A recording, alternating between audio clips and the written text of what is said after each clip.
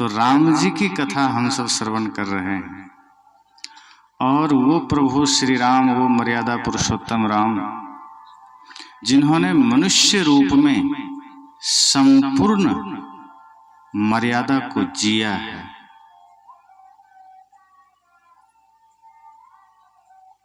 जितने भी लोग उनको मानने वाले हैं, जितने भी लोग उनको हृदय से नमन करते हैं,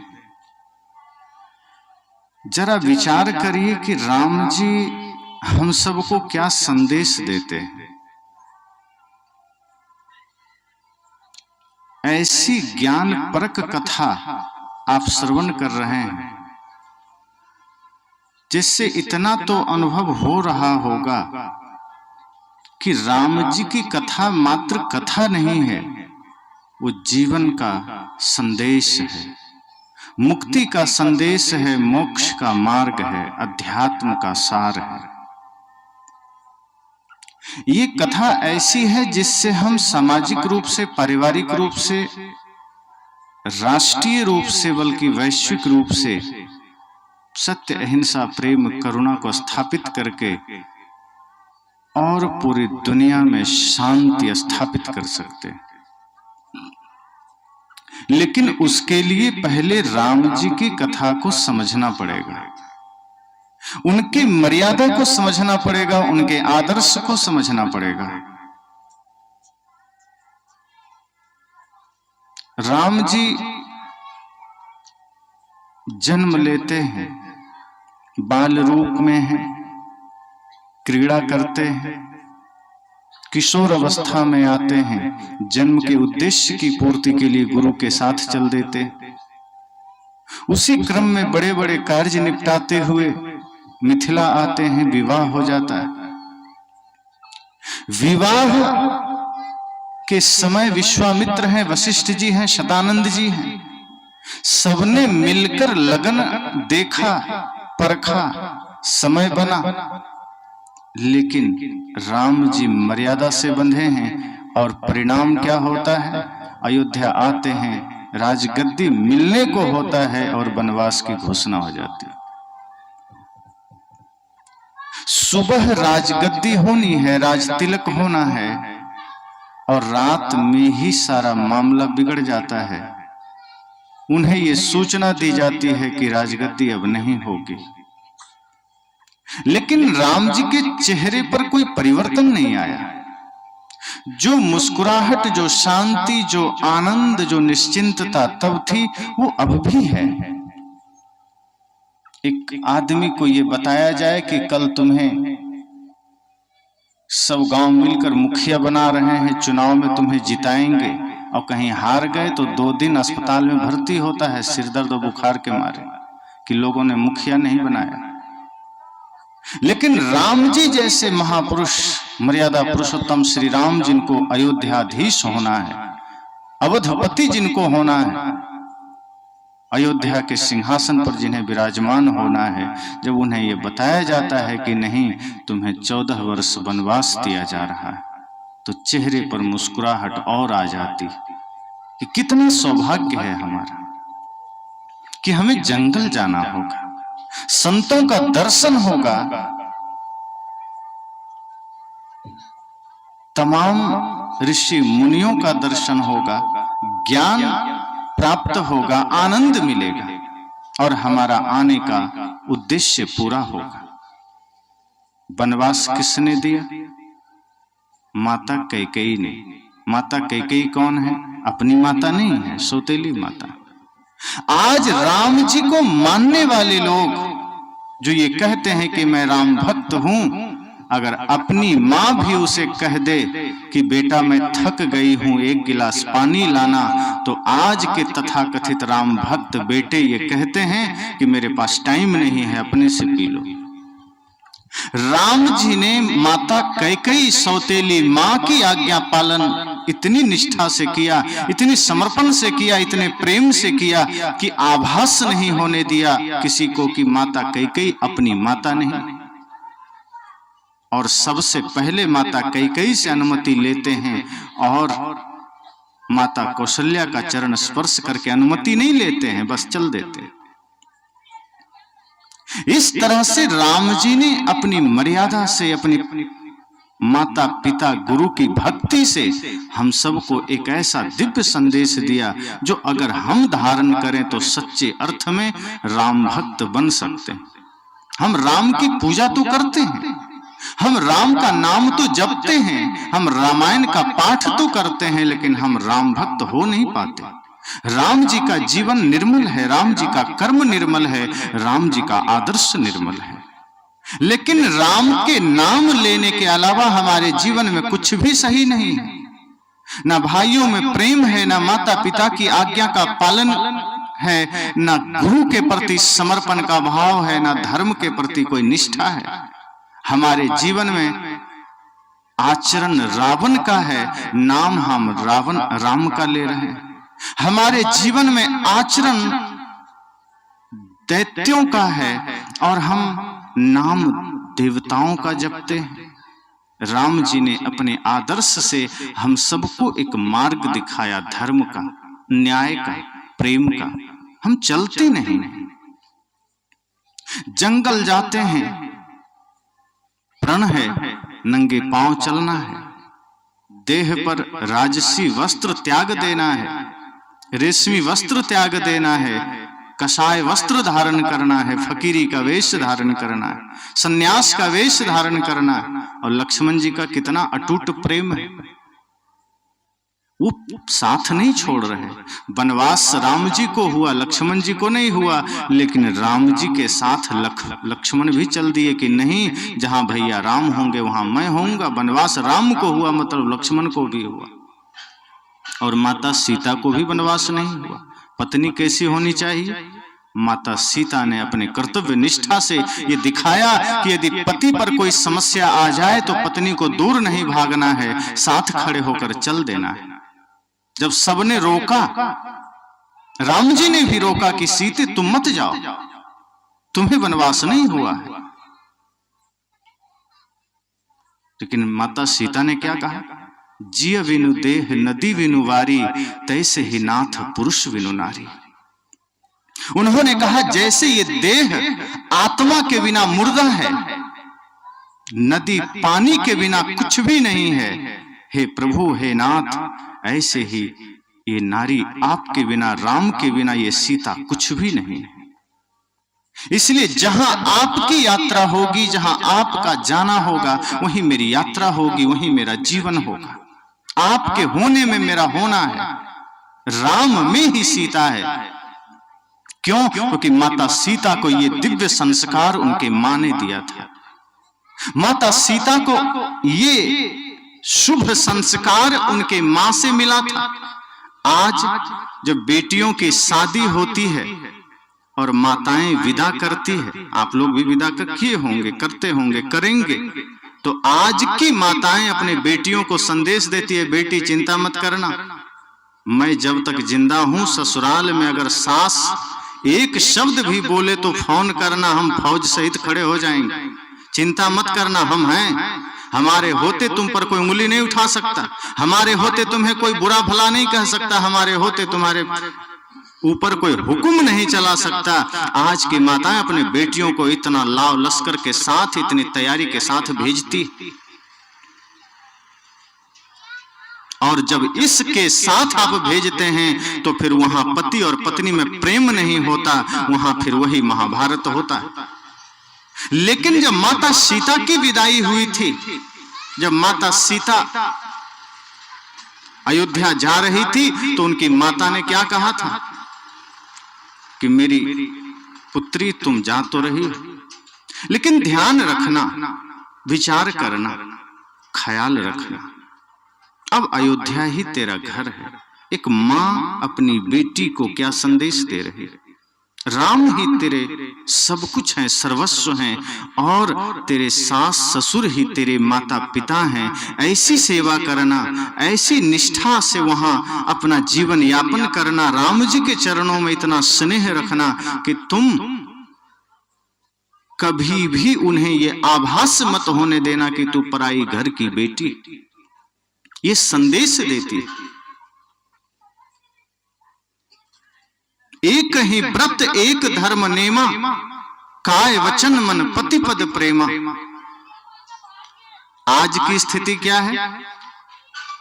एक ही व्रत एक धर्म नेमा।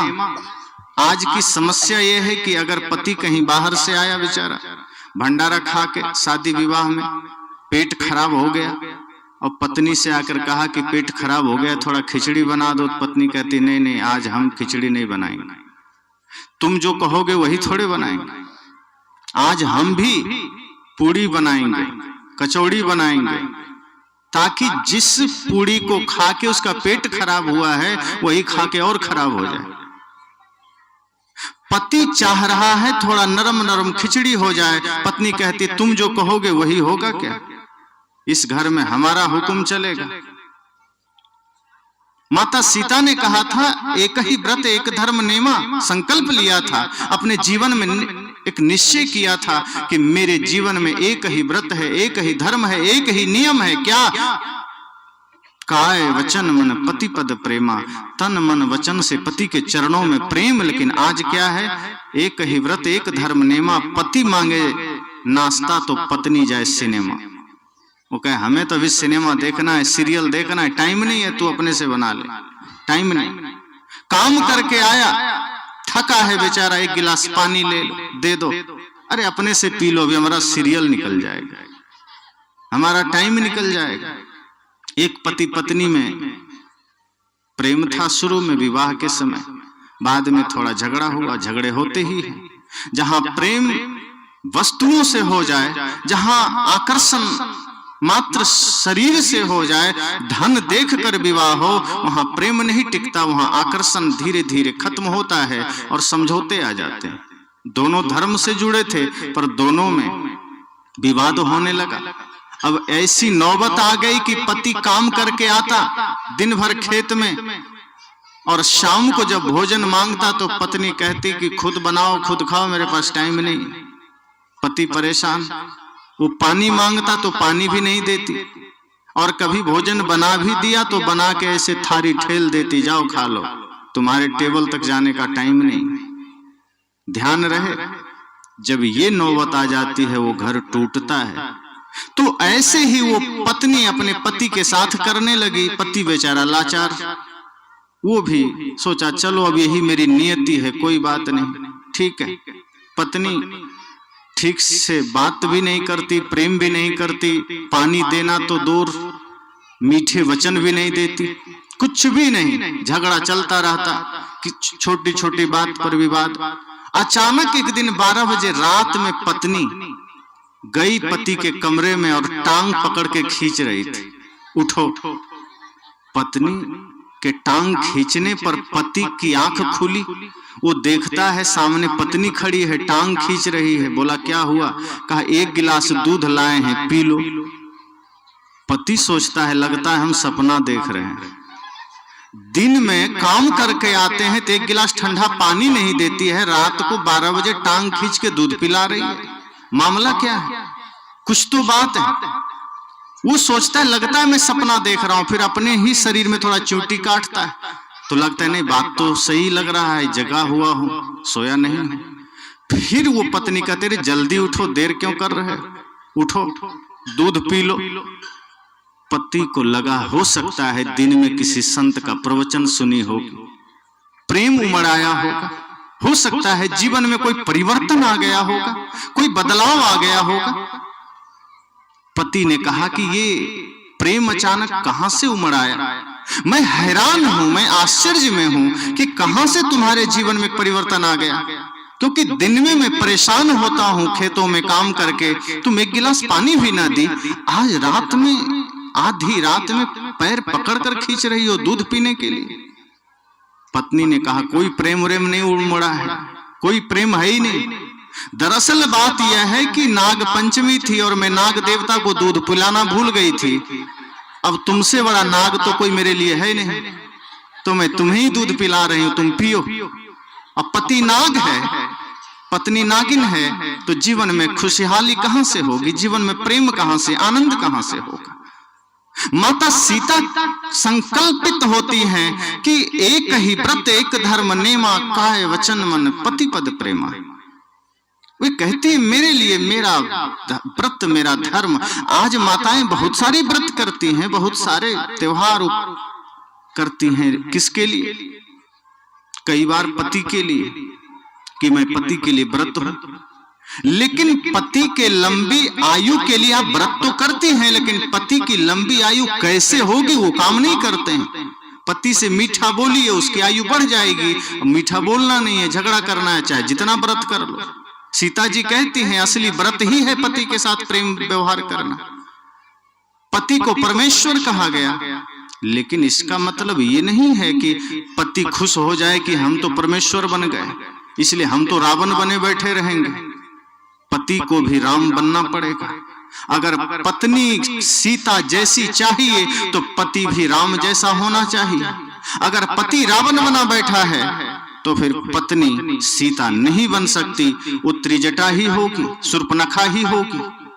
इसलिए ध्यान रहे, राम का आदर्श यह है कि आप राम बनिए, पत्नी सीता बन जाएगी। और पत्नी के लिए एक ही धर्म है, एक ही नियम है, एक ही व्रत है। तो रामायण से हमें ये शिक्षा भी मिलती है, लेकिन हम ये शिक्षा लेते नहीं। हम राम भक्त बनना तो चाहते हैं, हम शिव भक्त बनना तो चाहते हैं, लेकिन ना राम की मर्यादा हमारे जीवन में है, ना शिव की मर्यादा हमारे जीवन में है, ना माता जानकी का प्रेम आदर्श हमारे जीवन में है, और जीवन नरक बन जाता है। आज भाई ही भाई का दुश्मन बना है। छोटी सी जमीन के टुकड़े के लिए भाई भाई पर मुकदमा कर रखा है, केस कर देता है। और हम बड़े ही भाव से राम कथा सुनते हैं, गाते हैं। राम जी ने अपने भाई भरत के लिए पूरी गद्दी छोड़ दी, अयोध्या छोड़ दिया, और हम अपने भाई के लिए एक इंच जमीन छोड़ने को राजी नहीं, और हम राम भक्त बनते हैं। दरअसल हम राम भक्त नहीं, हम रावण भक्त हो चले हैं। नाम जरूर राम का इस्तेमाल करते हैं। इसलिए राम जी ने उस प्रेम को दर्शाया, राम जी ने उस आनंद को दर्शाया जो प्रेम हमें जरूरत है। दिखाया उन्होंने कि धन तो आज है, कल किसी और का हो जाएगा। शरीर प्रकृति छीन लेगी, मृत्यु आपसे ले लेगी। इसलिए धन अगर आपके पास है, उस धन का उपयोग धर्म में करना। अगर आपने धन का उपयोग सिर्फ अपने लिए किया, अपने तन के लिए किया, किसी पाप कार्य में किया, नाच नौटंकी में किया, तो वही धन आपके लिए काल बनेगा, वही धन आपके लिए खतरनाक रूप ले लेगा। अगर बल आपके पास है तो वो बल बजरंगबली की तरह होना चाहिए, जो दीन दुखियों का सहारा बन जाए। और यदि आपने अपने बल का प्रयोग कुंभकर्ण रावण की तरह किया, तो फिर मृत्यु आपको उस मुकाम तक पहुंचा देगी कि नाम लेने वाला भी कोई नहीं होगा। थर्राते थे पांव जिनके सामने जाते हुए, देखा उनकी खोपड़ी को ठोकरे खाते हुए। रावण मृत्यु को भी अपना दासी बना रखा था, लेकिन जब धराशायी हुआ, मृत्यु का बाण उसे लगा, तो उसकी खोपड़ियां भी चील कौए गिद्ध नोचने लगे। यही तो होना है हमारे साथ। यदि धन है तो उसे धर्म में लगाइए, बल है तो उसे निर्बल के लिए उपयोग करिए, ज्ञान है तो उसे अज्ञानियों के लिए उपयोग करिए। आपका बल अगर निर्बल का काम ना आया, आपका धन निर्धन के काम ना आया, आपका ज्ञान अगर अज्ञानी के काम ना आया, तो समझना सब व्यर्थ है। इसलिए राम जी ने संदेश दिया कि धन नहीं, धर्म महत्वपूर्ण है। धन छूटे कोई बात नहीं, गद्दी छूटे कोई बात नहीं, अयोध्या की नगरी छूटे कोई बात नहीं, प्रेम नहीं छूटना चाहिए। इसलिए तो राम जी से लोगों ने पूछा कि प्रभु, दुनिया आपको भजती है, लोग आपका नाम लेते हैं, आपको स्मरण करते हैं, ऐसा कोई है जिसको आप भजते हैं, आप उसका नाम जपते हैं? तो राम जी ने क्या कहा? भरत सरिस को राम सनेही, जग जप राम राम जप जेही। उन्होंने कहा कि भैया भरत से प्यारा मुझे और कौन हो सकता है, भरत से ज्यादा प्रिय मुझे कौन होगा। दुनिया मुझे भजती है और मैं अपने भाई भरत को भजता हूं। और भरत जी की महानता देखी, वो राम जी को लौटाने आते हैं कि प्रभु चलिए, लेकिन राम जी कहते हैं नहीं, मैं तो पिता की आज्ञा में बंधा हूं। भरत जी ने कहा फिर ठीक है, मैं भी अपने प्रभु अपने भैया राम के चरणों की भक्ति से बंधा हूं और यही मेरे जीवन का प्राण है। इसलिए जो गद्दी प्रभु राम का है उस पर ये भरत अगर बैठे तो उससे पहले मृत्यु आ जाए, मैं नहीं बैठ सकता। राम जी ने कहा फिर कैसे होगा। भरत जी ने कहा ठीक है, अपना खड़ाऊं दे दीजिए, वही बैठे और हम नंदीग्राम में आपके ही तरह वेश पहनकर राज्य चला लेंगे। आपकी आज्ञा है, मैं करूंगा, लेकिन मेरी भी कुछ शर्तें हैं। राम जी के भी आंखों में आंसू आते हैं कि ऐसा भाई आज कहां मिलता है। अगर एक बड़ा भाई ये कह भी दे कि ठीक है चलो, धन क्या भाई के लिए मायने थोड़े रखता, चलो थोड़ा जमीन थोड़ा धन हम छोड़ ही देते हैं, तो आज का छोटा भाई भी ऐसा है, वो तो मन में पहले से सोच कर बैठा है कि छोड़ दो, अच्छा है मुझे मिल जाएगा सब। बड़ा भाई अगर त्याग करना भी चाहे तो छोटा पहले ही हाथ फैलाए खड़ा कि दे ही दो, वैसे भी तुम क्या करोगे, मुझे जरूरत है। लेकिन राम जी और भरत जी ने दिखाया कि अगर राम दे रहे हैं तो भरत जी ले नहीं रहे हैं। लड़ाई महाभारत में भी है, लड़ाई रामायण में भी है।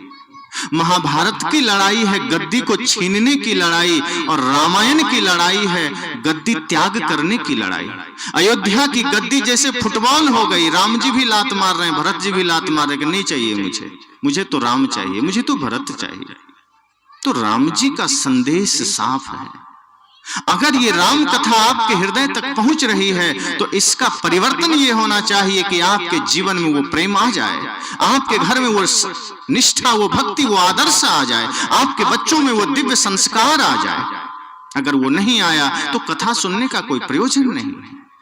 अब 3 दिन की कथा और बची है और आप समय से अगर आएंगे तो हम समझेंगे कि निश्चय ही राम के प्रति आपकी आस्था है। काम तो 24 घंटे साल भर रहेंगे।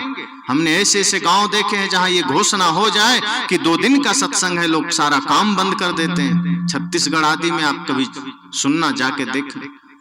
जहां हम लोग सत्संग करते हैं पूरे गांव में घोषणा हो जाती है कि 2 दिन का सत्संग है, लोग सारा काम बंद कर देते हैं कि जीवन भर काम करेंगे और मौत आ जाएगी तो काम करते करते विदा हो जाएंगे। धर्म कहां कमा पाएंगे और साथ क्या लेकर जाएंगे। ये बेटे तो अग्नि डाल करके हमें वहीं शमशान में जला देंगे। धर्म की कमाई अगर हमने नहीं किया, सत्संग में जाकर के अगर मन को निर्मल नहीं किया तो संसार तो वैसे भी सब कुछ छीन लेने वाला है। क्या साथ जाएगा? कुछ भी नहीं जाएगा। जो साथ जा सकता है वो धन इसी कथा में मिलेगा। जो साथ जा सकता है उस धन का पता इसी सत्संग में मिलेगा। और यदि हम सत्संग के लिए ही वक्त नहीं निकाले तो मृत्यु एक दिन खड़ी होगी और जब ले चलने की बारी आएगी तो अब हाथ भी जोड़ेंगे तो मृत्यु कहेगी ना अब नहीं। अंबानी भी एक ट्रैक्टर पैसा लेकर मृत्यु के सामने रख दे कि थोड़ा 1 घंटा दे दो, मौत कहती है मेरे सामने सब बराबर है। इसीलिए शमशान कहा जाता है। समशान मतलब जहां जाने के बाद सबकी शान सम हो जाए, बराबर हो जाए। क्या अंबानी, क्या गरीब, क्या राजा, क्या रंक, सब बराबर। मृत्यु के सामने किसी की नहीं चलती। यहाँ जितना घूस लेना देना है कर लीजिए। यहाँ तो आप ऑफिस जाइए, आज मंदिरों में भी वीआईपी दर्शन होते हैं पैसे देकर। भगवान के यहाँ भी लोगों ने बना लिया है सिस्टम कि थोड़ा सा पैसा दो तो हम दर्शन करा देंगे। पर वहां असल में नहीं चलता मृत्यु के पास कि थोड़ा सा हम पीछे हो लें, थोड़ा हमें समय मिल जाए, नहीं चलता। यहां हमने ही सारे हथकंडे बनाए हैं, सारे नौटंकियां हमने निर्मित किए हैं जो अपने मन की उपज है। सत्य तो यह है कि जीवन में धर्म है, जीवन में निष्ठा है, मन में निर्मलता है, तो राम के पीछे भागने की जरूरत भी नहीं। तो राम आपके पीछे आएंगे। यह मन तो शीतल भया जैसे गंगा नीर, पीछे पीछे हरि फिरे कहत कबीर कबीर। कबीर साहब कहते हैं कि अगर मन निर्मल हो जाए तो आपको राम के पीछे नहीं जाना पड़ेगा, क्योंकि राम जी स्वयं कहते हैं निर्मल मन जन सो मोहि पावा, मोहि कपट छल छिद्र न भावा। किसी ने कहा कि राम जी आपको कैसे पा सकते हैं, आपके लिए हम बहुत दौड़ रहे हैं, कहीं काशी में, कहीं बनारस में, कहीं अयोध्या में। राम जी ने कहा मुझे ऐसे नहीं पा सकोगे, मुझे पाना चाहते हो तो मन को निर्मल कर लो, मन को पवित्र कर लो। और जिसका मन निर्मल हो गया, जिसका मन कपट रहित हो गया, वही राम है, वही भगवान है। जैसे मन निर्मल हुआ कि राम प्रकट हो गए। तो अगर आपके भीतर सच में राम के प्रति प्रेम है, राम भक्ति से प्रेम है, तो आप बचे हुए दिनों में समय से कथा में आएंगे और ये सोचेंगे कि ये हमारे जीवन के मुक्ति की यात्रा है, ये हमारे जीवन की शांति की यात्रा है, और ये किसी बाजार में नहीं मिलेगी, ये इसी सत्संग में, इसी कथा में मिलेगी। अगर हम समय से आते हैं तो वो दिव्य कथा जो कि आगे और भी गहरी है, और भी कारुणिक है, और भी आनंददायी है, और भी ज्ञान परक है, अगर हम उसका श्रवण करते हैं, उसका रस पान करते हैं, मधुर मधुर भजनों का रस पान करते हैं, तो जीवन में एक ऐसा परिवर्तन आएगा कि आप इस धरती से जब जाएंगे तो ऐसा आपको लगेगा कि मैं अब निराश होकर नहीं जा रहा, मैं हताश होकर नहीं जा रहा। अगर जीवन में धर्म नहीं है, जीवन में सत्य नहीं है, जीवन में राष्ट्र भक्ति नहीं है, माता पिता गुरु की भक्ति नहीं है, तो जीवन कैसा है कि अगर आदमी गुजर गया तो गैर तो छोड़ो, अपने भी 7 दिन में भुला देते हैं, 15 दिन में भुला देते हैं।